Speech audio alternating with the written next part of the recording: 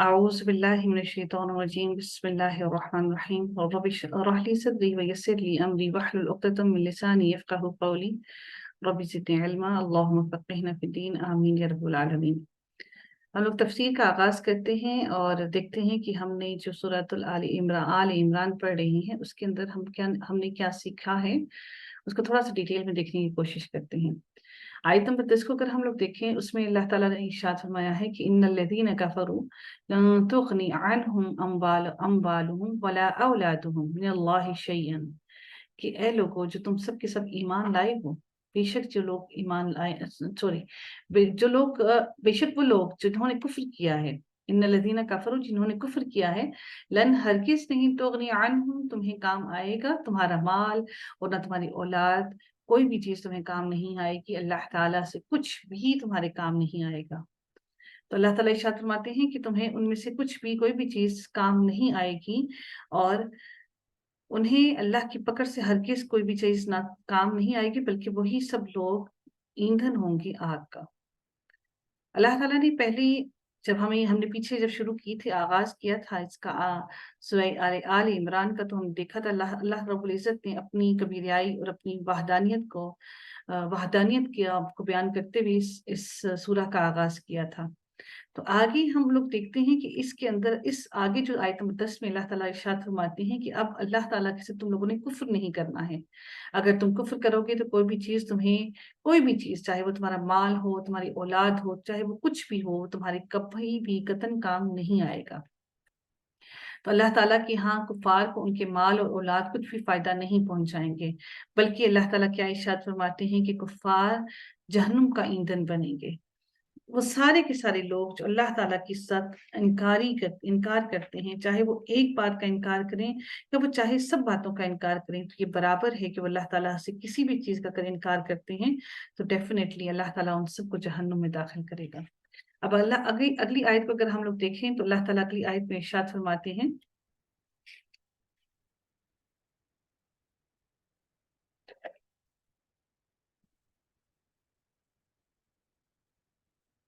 आयत नंबर 10 को देखते हैं कि अल्लाह ताला इरशाद फरमाते हैं इन्नल्लज़ीना कफ़रू, ये हो गया। उसके बाद अगली आयत देखते हैं कि अल्लाह ताला इरशाद फरमाते हैं कदअबी आलि फ़िरऔन वल्लज़ीना मिन क़ब्लिहिम, कि अल्लाह ताला इरशाद फरमाते हैं कि जैसा कि आले फ़िरऔन का हाल हुआ और उनका जो उनसे पहले थे, यानी कि जो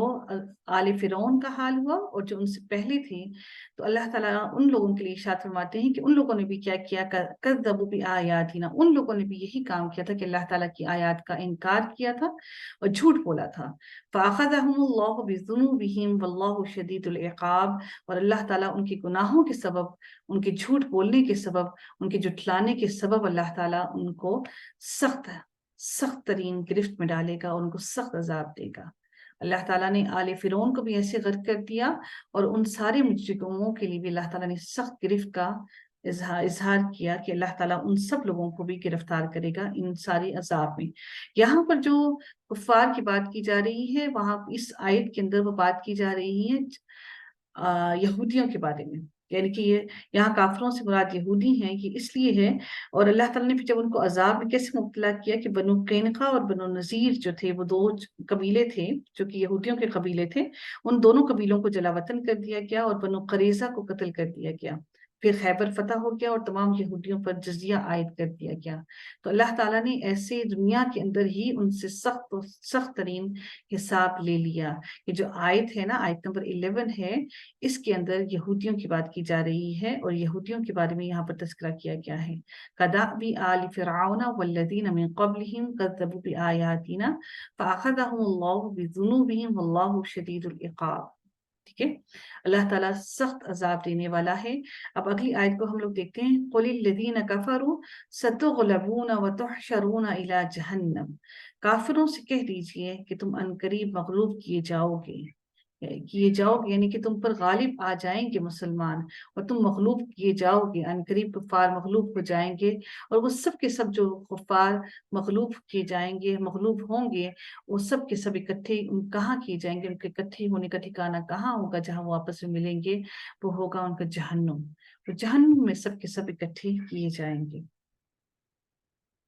और जहन्नुम के बारे में अल्लाह ताला इरशाद क्या फरमाते हैं, वबिस्सिल मिहाद, बड़ा ही बुरा ठिकाना है। अल्लाह ताला ने कभी जहन्नुम के लिए ऐसा नहीं कहा कि कोई शायद हमें थोड़ा सा कोई हौसला मिल जाए इस बात का कि शायद अगर अगर अगर हम एक लम्हे के लिए भी जहन्नुम में दाखिल होते हैं तो अल्लाह ताला अगर हमें माफ कर देता है, वापस जन्नत में चले जाते हैं, तो एक सेकंड के लिए सोचना भी हमारे लिए मुश्किल होना चाहिए कि जहन्नुम बड़ा ही बुरा ठिकाना है। अगली आयत को देखते हैं। अल्लाह ताला इरशाद फरमाते हैं, क़द कान लकुम आयतुन फी फियतैन निल्तक़ता, यानी कि दो गिरोहों की बात की जा रही है। इसके अंदर दो गिरोहों की बात की जा रही है मैदान बदर के अंदर, मुसलमानों की और काफिरों की। चूंकि ये पहली जंग थी मुसलमानों की हिजरत के बाद, और उस वक्त मुसलमानों के अंदर उनको इतनी समझ बूझ भी नहीं थी कि वो जंग की कैसे जंग करें और किस तरह से जंग की प्लानिंग करें, उनको ये सारी चीजें मालूम नहीं थी। और उससे भी बड़ी एक आजमाइश ये भी थी कि उनके मध्य मुकाबिल जो खड़े थे वो उन्हीं के अपने चाहने वाले, अपने ही रिश्तेदार, अपने ही बहन भाई, अपने ही अजीज और कारिब उनके मध्य मुकाबिल खड़े थे। अब ये जंग जो थी ये बिलखसूस जंग थी हक और बातिल के दरमियान में फर्क कर देने वाली, हक और बातिल के दरमियान में वाज़ेह कर देने वाली कि कौन इस वक्त हक पर है और कौन बातिल है,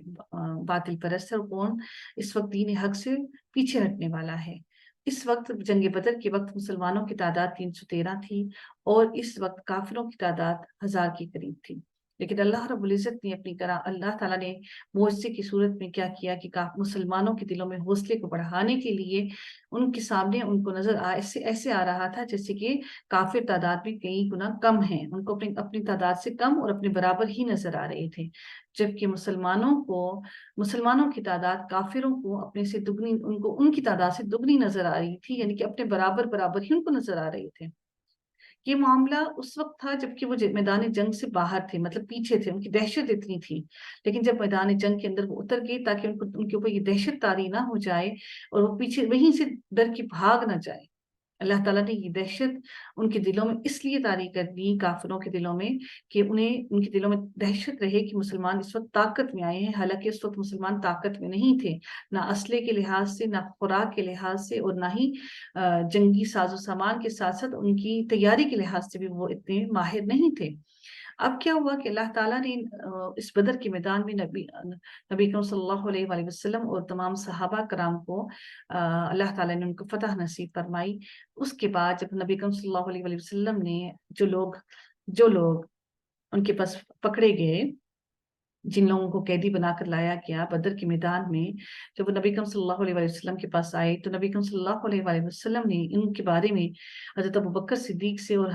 राय ली कि इन लोगों के साथ क्या मामला किया जाए। तो हजरत अबू बकर सिद्दीक ने फरमाया कि इनके साथ रहम का मामला किया जाए और इनको फिदिया देकर रिहा कर दिया जाए। मुमकिन है ये हमारे ही भाई और हमारे ही रिश्तेदार हैं, मुमकिन है अल्लाह ताला इनके दिलों को फेर दे और ये लोग इस्लाम कबूल कर लें और कल ये हमारे ही दस्तबाजू बन जाएं।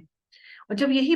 मामला हजरत उमर फारूक से मशवरा किया गया तो हजरत उमर फारूक ने जानते हैं क्या जवाब दिया? उन्होंने जवाब दिया, ए अल्लाह के नबी, हमारे जो जो रिश्तेदार हैं, जो उनके चचाजाद भाई, जो हजरत अबू बकर सिद्दीक रज़ी अल्लाह तआला अन्हु के रिश्तेदार, जो हजरत अली के रिश्तेदार, उन्होंने एक एक का नाम लेकर कहा कि इन सब रिश्तेदारों को उनके रिश्तेदारों के हवाले कर दीजिए ताकि हम खुद इनकी गर्दनों को उनके जिस्म से अलग कर दें, ताकि हम अल्लाह के सामने इस बात पे शर्मिंदा ना हो कि हमारे दिलों में ईमान नहीं था। हम अपने हाथों से अपने रिश्तेदारों को कत्ल करें सिर्फ इस बुनियाद पर कि हमने हक और सच का साथ दिया, हमने अपने नबी का साथ दिया।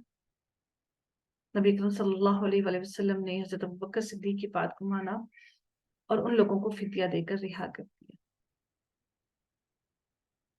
ये ईमान था, ये ईमान की पुख्तगी थी, ये ईमान की उनके दिलों में मोहब्बत थी अपने नबी के लिए, अपने अल्लाह के लिए,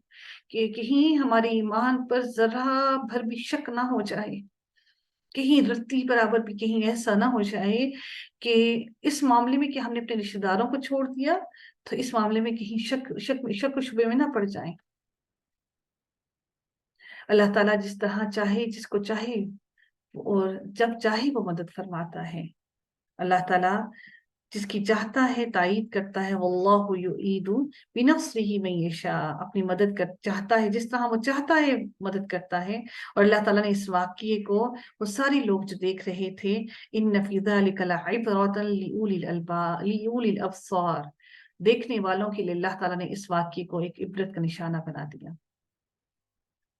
قرآن کی طرف سے اگر ہم لوگ اس کو دیکھتے ہیں تو قوموں کی تباہی کے اسباب جو آئے وہ سب سے پہلے کون کون سی قومیں تباہ ہوئیں؟ قوم نوح کی ہلاکت کا سبب بتوں کی پرستش تھی، قوم لوط کی تباہی کا سبب اغلام بازی کرنا تھا، اور شعیب علیہ السلام کی قوم کی تباہی کا سبب ماپ تول میں کمی کرنا تھا، قوم عاد کی تباہی کا سبب رسولوں کی نافرمانی تھی، اور صالح علیہ السلام نے اپنی قوم سے کہا اے قوم یہ اونٹنی تمہارے لیے ایک نشانی ہے، اس کو چھوڑ دو تاکہ اللہ کی زمین میں چرے، اور اس کو کسی طرح تکلیف نہ دینا کہ زمین میں چرے، اور اس کو کسی طرح سے تکلیف نہ دینا ورنہ تمہیں جلد عذاب آ پکڑے گا۔ مگر انہوں نے اس کی اونچیں کاٹ دیں تو صالح علیہ السلام نے کہا 3 دن فائدہ اٹھا لو، یہ وعدہ ہے جو جھوٹا نہ ہوگا۔ اور فرعونیوں نے کیا کیا کہ فرعونیوں نے اپنے پروردگار کے پیغمبر کی نافرمانی کی تو اللہ تعالیٰ نے بھی ان کو سخت پکڑا۔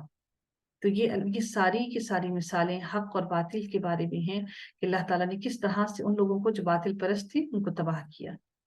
اگلی آیت کو دیکھتے ہیں، آیت نمبر 14 کے اندر دیکھتے ہیں اس کے بارے میں کہ اللہ تعالیٰ نے کس طرح سے مزین کر دیا ہے انسان کے لیے محبت کو، کس کی عورتوں کی محبت کو، بیٹوں کی محبت کو، اور سارے کے سارے خزانوں کے بارے میں ارشاد ہوتا ہے، جس کے بارے میں بخاری شریف کی روایت ہے کہ حضرت عبداللہ رضی اللہ تعالیٰ عنہ بیان کرتے ہیں کہ نبی اکرم صلی اللہ علیہ وآلہ وسلم نے ایک مربع نمائن کے اسکوئر ٹائپ ایک لکیر انہوں نے کھینچی اور اس کے درمیان سے باہر نکلی ہوئی لکیر لگائی،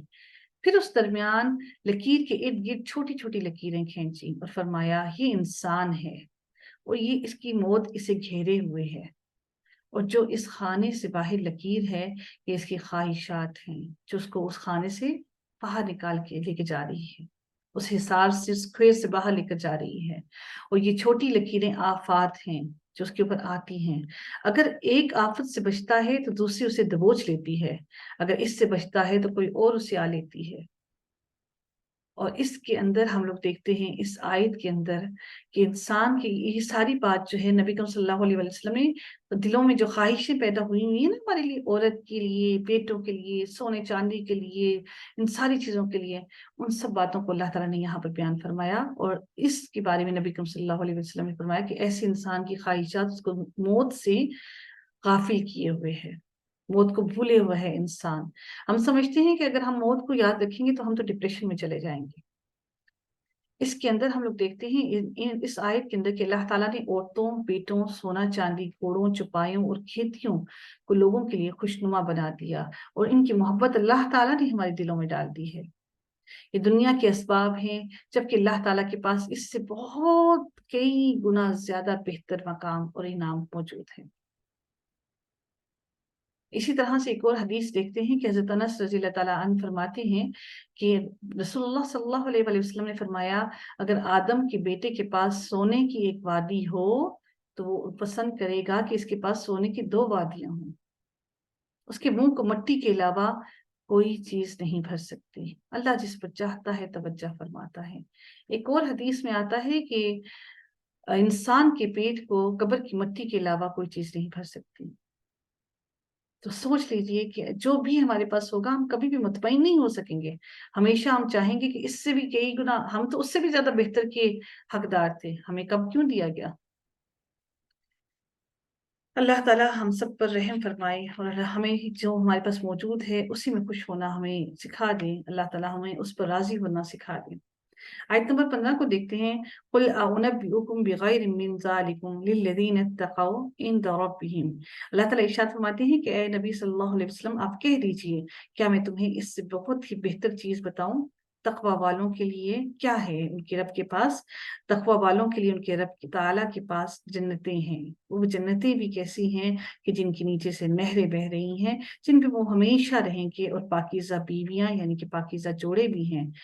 مرد کا جوڑا عورت اور عورت کا جوڑا مرد ہوگا، اور اللہ تعالیٰ کی رضامندی ہے، سب بندے اللہ تعالیٰ کی نگاہ میں ہیں، واللہ بصیر بالعباد۔ اس کے بارے میں رسول اکرم صلی اللہ علیہ وسلم نے فرمایا اللہ تعالیٰ اہل جنت کو مخاطب کرتے ہوئے پوچھیں گے اے جنت میں رہنے والوں، جنتی کہیں گے ہمارے رب ہم حاضر ہیں، آپ کے حضور پیش ہیں، ہر قسم کی بھلائی آپ کے ہاتھ میں ہے۔ اللہ تعالیٰ پوچھے گا کیا تم خوش ہو؟ وہ عرض کریں گے اے ہمارے رب بھلا ہم کیوں نہ خوش ہوں، تو نے تو ہمیں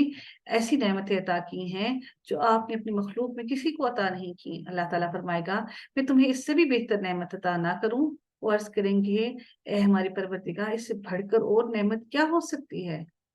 جنت مل گئی جس کے لیے دنیا میں ساری تگ و دو کی تھی، ساری مشقتیں اٹھائی تھیں، تو اللہ تعالیٰ فرمائے گا میں تم پر ہمیشہ کے لیے خوش ہوں، اب کبھی تم پر ناراض نہیں ہوں گا۔ اللہ تعالیٰ کبھی بھی پھر جب جنت میں داخل ہو گئے تو پھر اللہ کبھی بھی ناراض نہیں ہوگا۔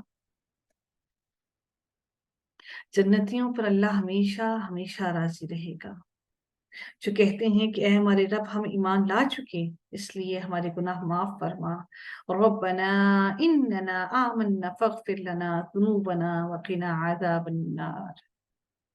ہمارے گناہ معاف فرما اور ہمیں آگ کے عذاب سے بچا۔ تو اللہ تعالیٰ نیکوکار اور مجرموں کو دیکھ رہا ہے، وہ بہتر دیکھ رہا ہے، اور اللہ تعالیٰ ہر اس انسان کو جو اپنے گناہوں کی معافی مانگتا ہے اور جو جہنم سے اپنے آپ کو چھٹکارا حاصل کرنے کے لیے اللہ سے دعا کرتا ہے تو اللہ تعالیٰ ان سب کو جہنم سے آزاد کر دے گا۔ اللہ کے بندے صابر، وہ لوگ جو صابر ہیں، اللہ تعالیٰ ان کے بارے میں فرماتے ہیں الصابرین والصادقین والقانتین والمنفقین والمستغفرین بالاسحار۔ اس کا مطلب ہے کہ استغفار، سحری کے وقت کے استغفار کی کوئی بہت ہی زیادہ اہمیت ہے، کیونکہ انسان اس وقت اپنی نیند کو ختم کر کے اپنے گرم بستر سے اپنی آرام کو چھوڑ کر اللہ تعالیٰ کے سامنے بیٹھتا ہے استغفار کرنے کے لیے۔ تو اللہ کے بندے صابر، سچے تابعدار، مخیر سحری کے وقت استغفار کرنے والے ہی اللہ کے سچے اور نیک بندے ہیں۔ اللہ تعالیٰ ہم سب لوگوں کو بھی انہی لوگوں میں شامل کرے، آمین یا رب العالمین۔ آیت نمبر 15 سے لے کر 17 تک دیکھتے ہیں کہ اللہ تعالیٰ ارشاد فرماتے ہیں شاہد اللہ انہ لا الہ الا ہوا والملائکۃ واولو العلم۔ اللہ تعالیٰ ارشاد فرماتے ہیں اس کے بارے میں کہ اہل علم اس بات کی اللہ تعالیٰ فرشتے اور اہل علم اس بات کی گواہی دیتے ہیں کہ اللہ تعالیٰ کے سوا کوئی معبود نہیں۔ اللہ تعالیٰ نے اپنی گواہی دی اپنے بارے میں، اس کے بعد اللہ تعالیٰ نے یہ بھی فرمایا کہ اللہ تعالیٰ کے ساتھ فرشتے بھی اس چیز کی گواہی دیتے ہیں کہ اللہ تعالیٰ کے ساتھ کوئی بھی ایسا نہیں ہے جو کہ کوئی الہ ہو، کوئی بھی ایسا نہیں جو اللہ تعالیٰ کے ساتھ الہ ہو، صرف اللہ ہی ہے جو الہ ہے۔ اس کے بعد اللہ تعالیٰ ارشاد فرماتے ہیں کہ اہل علم بھی اللہ تعالیٰ کی وحدانیت کی گواہی دیتے ہیں اور وہ عدل کو قائم رکھنے والا ہے۔ قسط کہتے ہیں، عدل کیا اور پھر اس عدل کو قائم بھی رکھا۔ لا الہ الا هو العزیز الحکیم، وہی اللہ ہے جو غالب بھی ہے اور حکمت والا بھی ہے۔ اب اللہ تعالیٰ نے اگلی آیت میں ارشاد فرمایا ہے کہ ان الدین عند اللہ الاسلام، اللہ تعالیٰ کے سامنے دین کیا ہے؟ دین اللہ تعالیٰ کے نزدیک اسلام ہے۔ اللہ کو دین اسلام ہی سب لوگوں کے لیے پسند ہے، اور نبی کریم صلی اللہ علیہ وآلہ وسلم نے ارشاد فرمایا کہ وہ سارے کے سارے یہودی اور نصرانی جو مجھ پر ایمان لائے بغیر مر گئے وہ سب کے سب جہنمی ہیں، وہ سب کے سب جہنم میں داخل کیے جائیں گے۔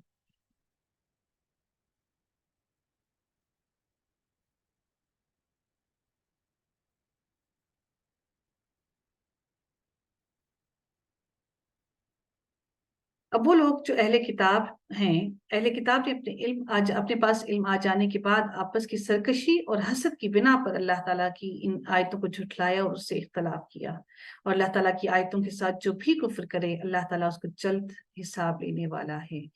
بِآیاتِ اللَّهِ فَإِنَّ اللَّهَ سَرِیعُ الحساب۔ تو اللہ تعالیٰ نے اگر ہم ان آیات کا اگر ہم لوگ دیکھتے ہیں کس کے اندر میں آگے نکل گئی ہوں، اگر ہم لوگ ان کو قرآن کی آیات کی طرف سے دیکھتے ہیں تو زمین پر اللہ تعالیٰ کا نظام رائج کرنے والے ہیں۔ مومنین کی صفات کی بات کی جا رہی ہے کہ مومنین کی کیا خصوصیت ہے کہ وہ زمین پر اللہ تعالیٰ کا نظام رائج کرنے والے ہیں، اللہ کا ڈر رکھنے والے ہیں، زمین پر امن کے دائی ہیں، کروٹ کروٹ اللہ کو پکارتے ہیں، اللہ کا کثرت سے ذکر کرنے والے ہیں، صبح و شام معافی مانگنے اور اللہ کی راہ میں خرچ کرنے والے ہیں۔